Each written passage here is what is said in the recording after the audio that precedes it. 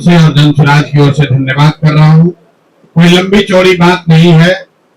जैसा कि कल हम लोगों ने बताया था कि जितने भी साक्ष्य पुलिस के द्वारा जो गलत काम किया गया है उससे जुड़े हुए सभी साक्ष्य हम लोगों ने चुनाव आयोग को यहाँ के। नमस्कार, मैं मनीष अब्दकर, एक न्यूज़ 24।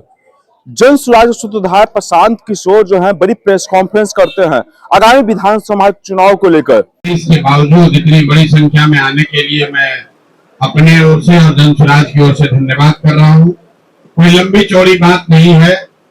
जैसा कि कल हम लोगों ने बताया था कि जितने भी साक्ष्य पुलिस के द्वारा जो गलत काम किया गया है उससे जुड़े हुए सभी साक्ष्य हम लोगों ने चुनाव आयोग को यहाँ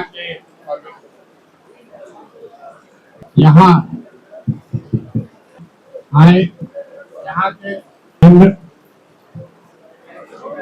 लोगों ने बातें चुनाव आयोग के समक्ष रखी हैं। मैंने कल कहा था कि उससे जुड़े हुए सभी दस्तावेज सबूत आज मीडिया के सामने रखेंगे। उस परिप्रेक्ष्य में मैं एक बात बताना चाहता हूं कि जब भी यहाँ वरीय पदाधिकारियों को चुनाव आयोग को कोई शिकायत भेजी गई, उसमें यहाँ के जो वरीय अधीक्षक हैं, एसएसपी हैं पटना के, उनका तर्क ये रहा है कि ये बाहर के लोग आए हुए हैं और चुनाव में गड़बड़ी कर रहे थे, इसलिए उनको डिटेन किया गया है, अरेस्ट किया गया है। इस संदर्भ में यहाँ के एसएसपी कार्यालय से एक पत्र भी जारी किया गया है और उस पत्र का मजमून ये है, मैं आपको दिखा रहा हूँ। ये पटना एसएसपी कार्यालय से जारी किया गया है, जिसमें ये उन्होंने लिखा है कि चुनाव के दौरान बाहर से आए हुए लोगों ने जो अगर उल्लंघन किया है तो चुनाव में शांतिपूर्ण व्यवस्था बनी रहे, इसके लिए उनको डिटेन किया गया है। ये पटना के एसएसपी का ऑफिस से जारी किया हुआ वक्तव्य है, जो आप सब देख सकते हैं। आपको मैं अभी जारी भी करूंगा। जब कि इसकी सच्चाई से उलट, इस दावे से उलट जो सच्चाई है वो आप देखिए।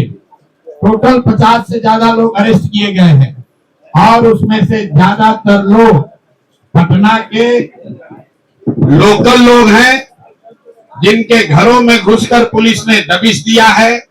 144 की कोई बात नहीं थी, लोग घर में सो रहे थे, घर में घुसकर पुलिस ने उनको पकड़ा है रात में 2 बजे, दिन के सुबह के 3 बजे।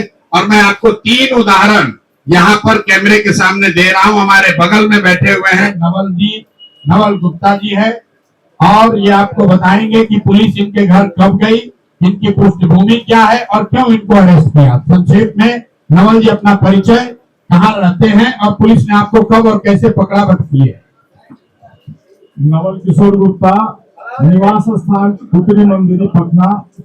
हम वार्ड नंबर 26 के निवासी हैं। 2 बजे रात में हम और वाइफ, हम दोनों एक रूम में सो रहे थे। इसके बाद बहुत तेजी से, बहुत जोर जोर से हमारे किमारी को धक्का दिया गया। हम जगे तो खोले किमारी खोले तो देखे कि बहुत फोर्स है एकदम, जिसमें एक आदमी को, एक दरोगा के हम पहचानते थे, अवध कुमार उनका नाम है, गुदाकोनी थाना के। तो सुबह की क्या बात है, तो नीचे बड़ा बाबू बुला रहे हैं। हम दिखाने के लिए, हम लोग तो कोई केस नहीं है, किसी तरह कोई बात नहीं है, हम तो बिस्कुट के बेकरी चलाते हैं और ऐसा कोई बात नहीं, हम कोई केस हमारे ऊपर नहीं है। तो नीचे बड़ा बाबू बुला रहे हैं, हम दिखाने के लिए बुला रहे हैं। उसी समय हमको नीचे ले गए लोग, फिर कहें चलिए नाला पर चलिए। हमने क्यों, आखिर क्या, कुछ बताइए तो सही। तो आप चलिए ना। लोग हमको ये कर लिए, पकड़ लिए और ले जाकर के गाड़ी में बैठा दिए। गाड़ी में बैठा करके इधर उधर जहां तहां को घुमाए। उसके बाद राजीव नगर थाना में हमको ले जाकर के रखे और तो उनको हम बोले कि देखिए, हम जब कल छूटेंगे तो हम सीनियर एसपी साहब से मिलेंगे और इस बात बताएंगे कि हमारे ऊपर कोई केसेस नहीं सर, और हमको वोट देने से भी वंचित किया गया, नहीं तो आप हमको वोट गिरवाइए। तो 5 बजे हथुआ पाठशाला में लाके हमको वोट गिरा के और हथुआ पाठशाला से ही छोड़ दिए, क्योंकि हमारे ऊपर कोई अभी था नहीं। अब देखिए, ये नवल जी हैं, इन्होंने आपको बताया ये मंदिरी एरिया के रहने वाले हैं। 2 बजे रात में अपने घर में सोए हुए थे, इसका मतलब है कोई 144 का उल्लंघन नहीं कर रहे थे, स्थानीय थे, स्थानीय बांकीपुर के मतदाता हैं। किस अधिकार से पुलिस इनके घर गई, इनको अरेस्ट किया, पूरे दिन तक घुमाते रहे और कल चुनाव खत्म होने के 1 घंटा पहले इनसे मतदान कराकर तब इनको छोड़ा है। ये एक केस है। एसएसपी दावा कर रहे हैं कि हम सिर्फ बाहर के लोगों को अरेस्ट कर रहे थे। एसएसपी का दावा है कि 144 का उल्लंघन हो रहा था। तो एसएसपी महोदय ये बताएं कि घर में सोया हुआ आदमी 140 का उल्लंघन कैसे कर रहा था। ये नई कानून और नई कानून की का डेफिनेशन ये बिहार में देने की कोशिश कर रहे हैं। नवल बाबू अकेले नहीं है, मैं आपको दूसरा केस बता रहा हूँ। बगल में हमारी महिलाएं बैठी हुई हैं, इनके बहनोई हैं, डिप्टी कलेक्टर हैं।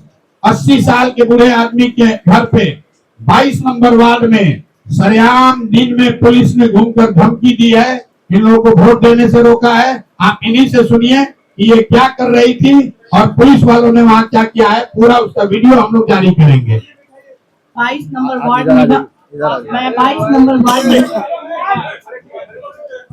मैं 22 नंबर वार्ड से की हूँ। निभा भूषण मेरा नाम है और मैं प्रशांत जी को मेरा उम्र 70 साल 72 साल है और मैं प्रशांत जी को जरूर सपोर्ट कर रही थी। उसमें मैं एक ही ये काम कर रही थी कि जो बुजुर्ग लोग नहीं आ सकते थे उन लोगों को हम चाह रहे थे कि वो लोग निकल के वोट दें। उसी में मेरी बहन थी, वो तैयार नहीं थी, लेकिन हमने बहुत रिक्वेस्ट किया उनसे कि दीदी चलो वोट दे दो, अपना अधिकार क्यों छोड़ोगी।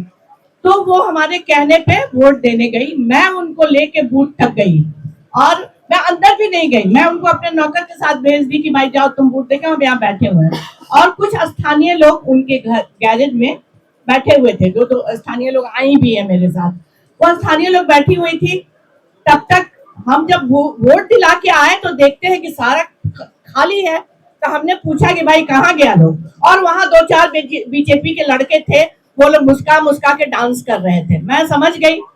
मैंने ऐसे जो भी थे एक पदाधिकारी थे या कहते, हम बोले कि सर आप मेरे घर में कैसे घुसे, आप बताइए, आपके पास लिखित कुछ था?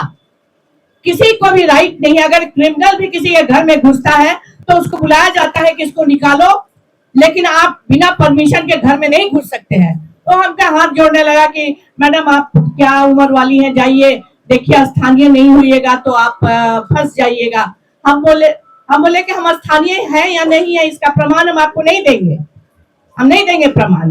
और जिसने बताया है कि हम स्थानीय नहीं है उससे पूछिए, वो मेरे सामने पैंट पहनना सीखा है।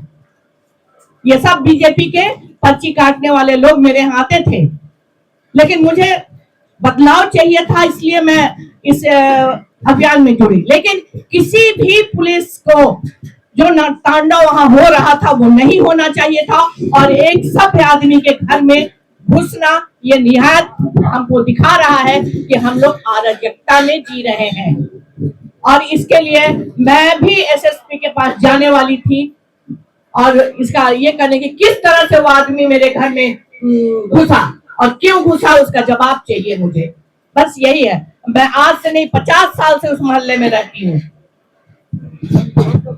आप अंदाजा लगाइए, कोई महिला दोपहर में 22 नंबर वार्ड जो यहाँ का सबसे पॉश एरिया है, वहां पर डिप्टी कलेक्टर के घर पर घुस के पुलिस वाले दबिश दे रहे हैं कि कोई यहाँ से वोट नहीं देगा।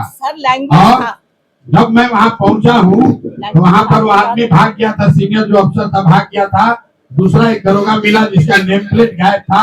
उससे जब पूछा गया तो कहा सर हम नहीं थे, हमारे सीनियर थे, वो भाग गए हैं। मतलब ये हालत है।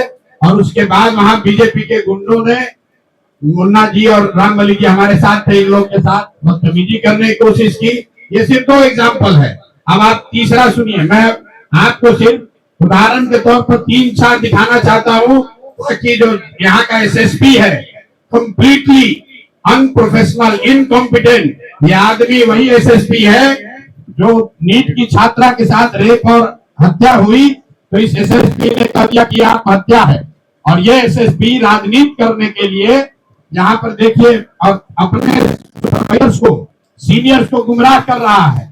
और इस एसएसपी के ऑफिस ने जारी किया है लेटर कि सिर्फ और सिर्फ बाहर से आए हुए लोगों को अरेस्ट किया गया है, डिटेन किया गया है कानून व्यवस्था के लिए।